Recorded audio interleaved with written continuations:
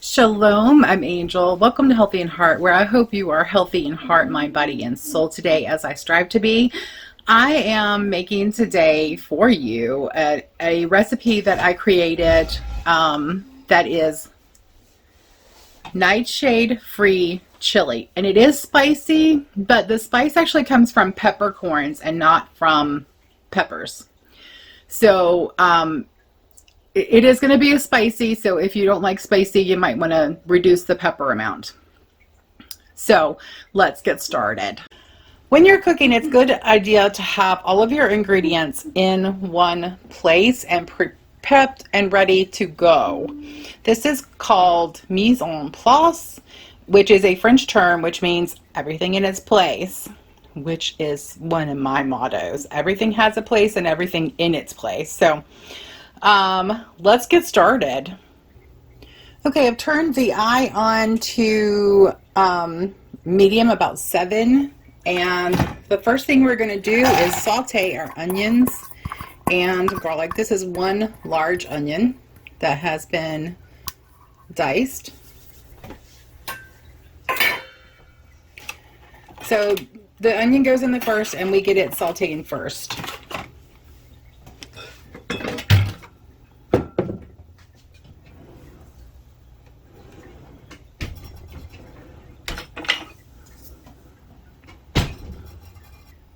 When you don't cook with oil, it helps to put just like a tablespoon or 2 of water in the pan to keep it from sticking. Although I'm using a stainless steel Instapot insert, which is 8 quart, and I don't really have much problem with it sticking. So I'm waiting for my pot to come up to heat, and I will be right back. Listen, do you hear that sizzle? That's what we want to hear. And it's just going to take a couple minutes to saute these onions down.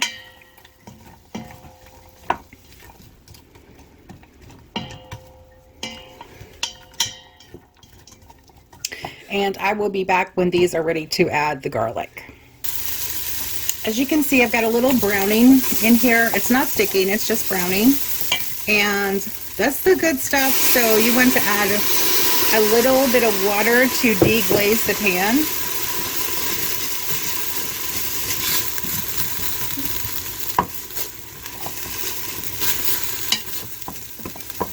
Okay, now we are going to add 2 cloves of garlic.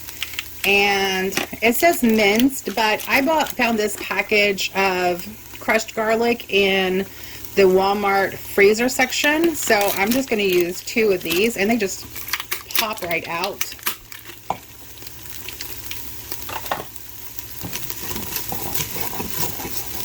Need a little more water.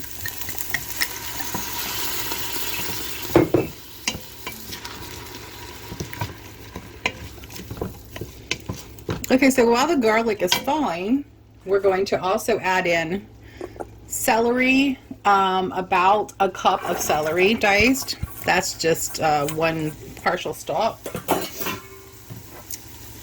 1 cup of carrots diced. And 8 ounces of mushrooms diced.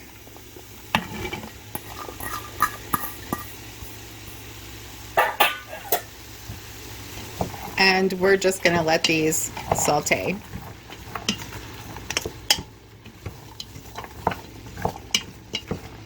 Oh man, the garlic and the onion just smells so delicious. So if you don't saute your onion and garlic before you add it to your dish, or before you start cooking, at the start of cooking your dish, you don't know what you're missing. because it just smells delicious. All right, I will be back when that is done. Or we're going to let this cook probably about 5 minutes. I wanted to add, you probably won't need to add any more water in here at this moment to saute these, because the mushrooms and the celery and the carrots all have their own water, but the mushrooms especially will cook down.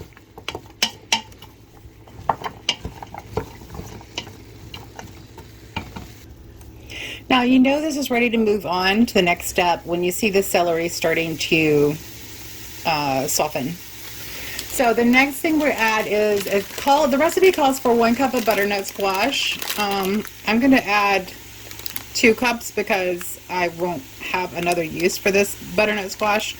So yeah, I'm going to add, I found this at Walmart actually.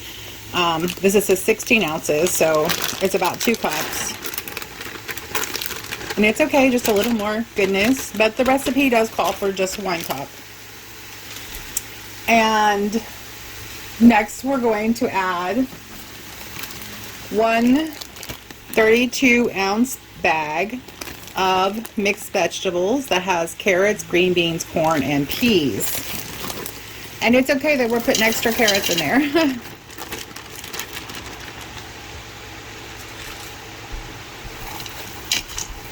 And those are frozen, so that's going to cool us down a little bit. Now we're going to add 1 can of garbanzo beans and 1 can of black beans that I have drained and rinsed.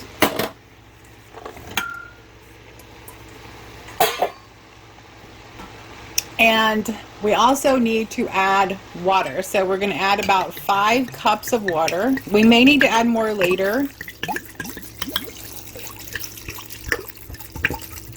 but to start with, we're doing 5 cups.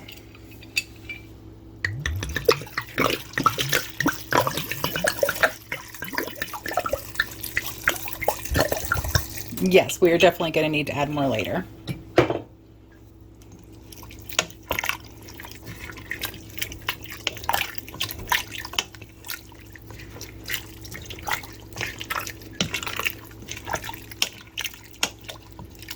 Okay, now we're going to add 1 cup of, this is sorghum grain.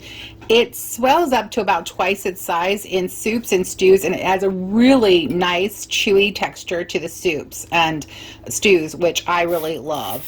My family really loves that also. So that's just 1 cup of that, and I'm going to go get some more water. Because the sorghum swells up to twice its size, it's going to need twice as much water. So, and I will correct this in the water in the recipe. I just added 3 more cups of water.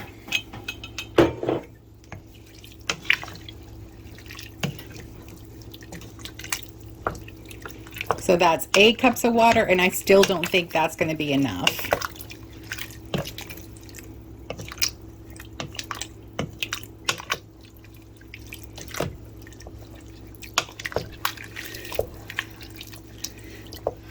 All right, now we're going to add the liquid ingredients that are going to be flavor adders. So we're going to add 1 tablespoon of balsamic vinegar. And this is just a regular balsamic vinegar. It's nothing special about it. Whoops. It's okay if you go over a little bit. It's not that big of a deal. We're going to add 1 tablespoon of cocoa aminos, or coconut aminos.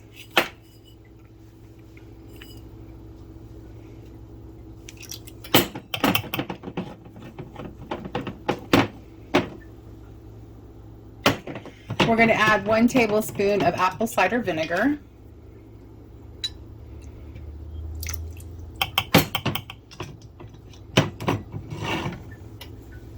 Keep that tablespoon handy because we're going to need it here in a second. And next we're going to add 1 teaspoon of this hickory liquid smoke. This actually has a stronger flavor than the typical ones that you buy in the stores, so you definitely don't want. I remember I used to go overboard on those and just pour bunches in the food when I was cooking, and I still couldn't taste the smokiness. This is not like that. This, I mean, it smells like hickory smoke as soon as you open it up, and it's really strong, so you don't want to overdo that. I did overdo that on the first recipe that I tried this with. I used 3 teaspoons, and that was just way too much. So that is all the liquid ingredients. Now we're going to add seasonings. And so we have a teaspoon of oregano, a teaspoon of dried thyme, a teaspoon of ground coriander,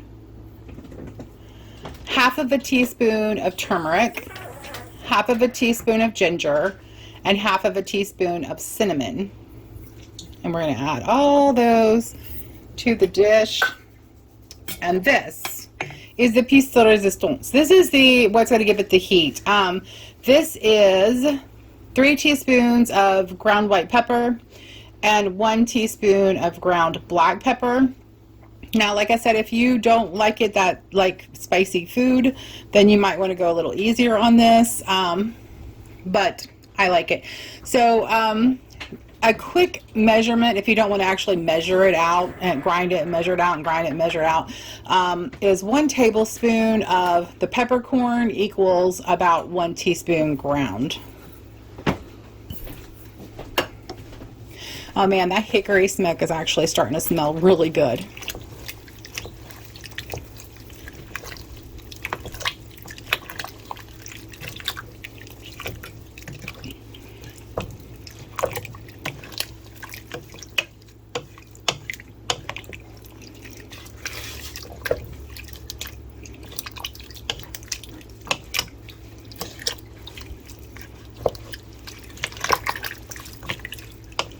Now, what we're going to do is we're going to cover this, and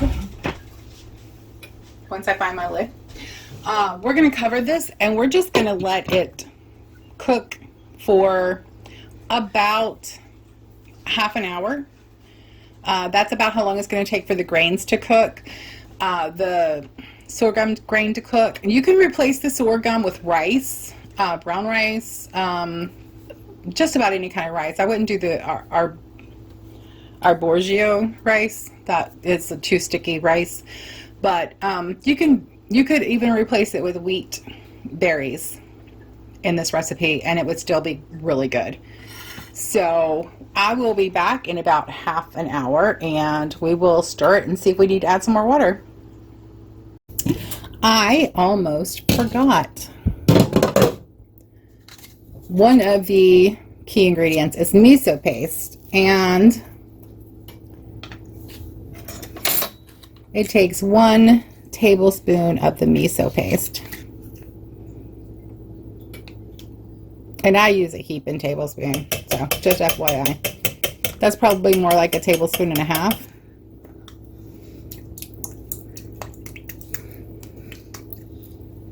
And then I just rinse the spoon off in there to get all the goodness out. Now that's going to be your salt replacer.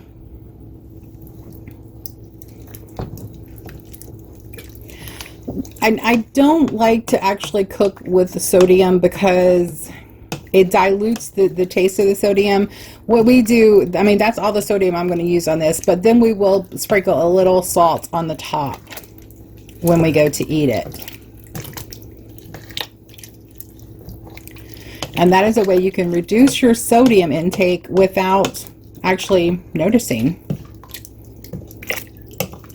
And it also helps for people who are reducing their sodium intake, eat the same thing as people who are not controlling their sodium intake, and it keeps them from getting too much. So everyone can salt according to their preference. So this is getting pretty close to boiling. I turned the eye up to 9. So when it comes to a boil, I will reduce the temperature down to a 2, and that's when I'll start the 30-minute timer. Okay guys, it has been half an hour and this is done.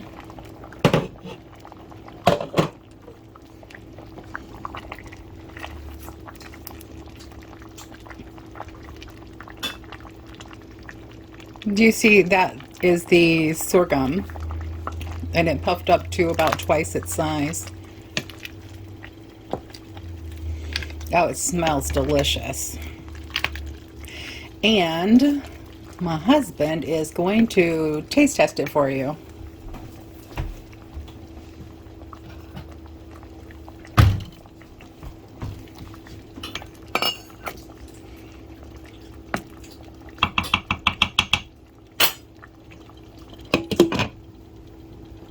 And I'm just going to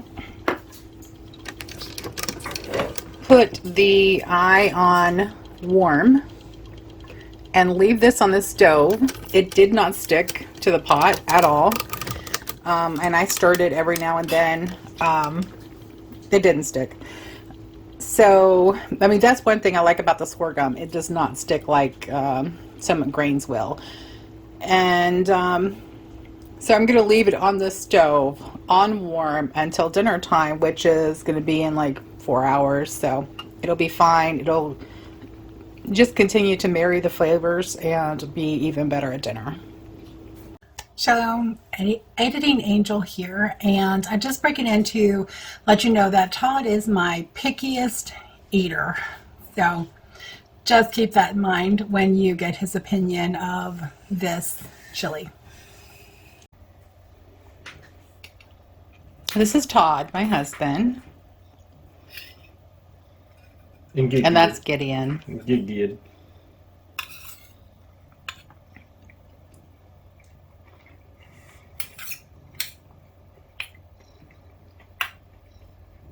Tastes like toilet water. Seriously. Definitely better than the first batch, that's for sure. No, I like that. I like that better than the first one, don't you? Yes, I do. What tastes different? It has less of this smoke in it. Otherwise, everything is the same. In the first batch, I put the white sweet potato in there, and this time I used the butternut squash. Hey, you just said it tasted better than the first time. You know I don't like squash. I don't eat verbs. Well, we'll call it something else. We'll call it butternut. That's pretty good. How is the heat? It's got a little kick to it, but I mean, you know, I eat hot food all the time, so it doesn't really matter. I know, but I can't, so. It's got a nice kick to it, right?